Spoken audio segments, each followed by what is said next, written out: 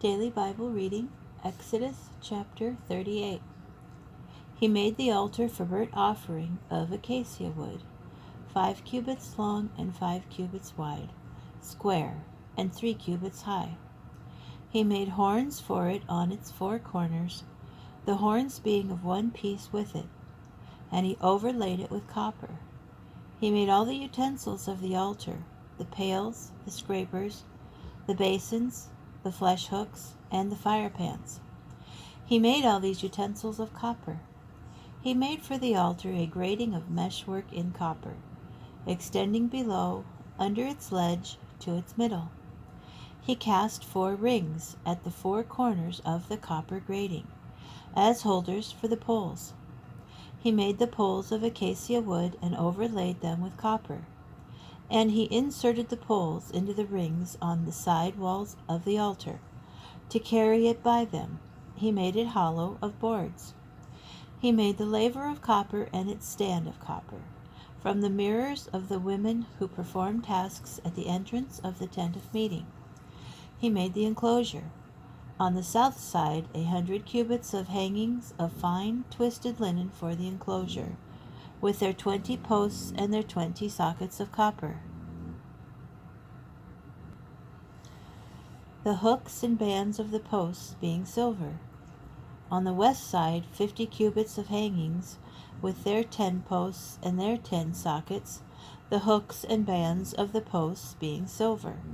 And on the front side, to the east, 50 cubits. 15 cubits of hangings on the one flank, with the 3 posts and their 3 sockets, and 15 cubits of hangings on the other flank, on each side of the gate of the enclosure, with their 3 posts and their 3 sockets. All the hangings around the enclosure were of fine twisted linen. The sockets for the posts were of copper. The hooks and bands of the posts were of silver. The overlay of their tops was of silver. All the posts of the enclosure were banded with silver. The screen of the gate of the enclosure, done in embroidery, was of blue, purple, and crimson yarns, and fine twisted linen. It was 20 cubits long.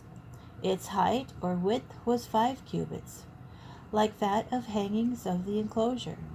The posts were 4, their 4 sockets were of copper, their hooks of silver, and the overlay of their tops was of silver, as were also their bands. All the pegs of the tabernacle of the enclosure round about were of copper. These are the records of the tabernacle of the pact, which were drawn up at Moses' bidding, the work of the Levites under the direction of Ithamar, son of Aaron the priest.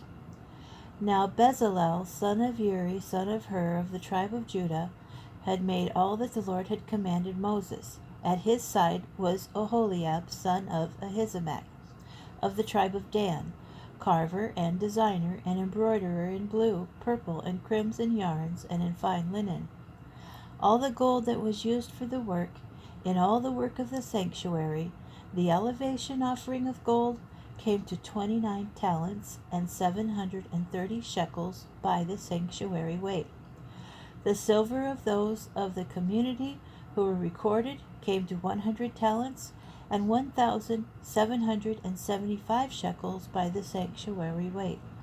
A half shekel, a head, half a shekel by the sanctuary weight, for each one who was entered in the records from the age of between years up 603,550 men.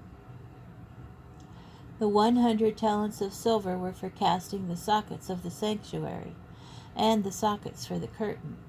100 sockets to the 100 talents, a talent a socket. And of the 1,775 shekels he made hooks for the posts, overlay for their tops, and bands around them. The copper from the elevation offering came to 70 talents and 2,400 shekels.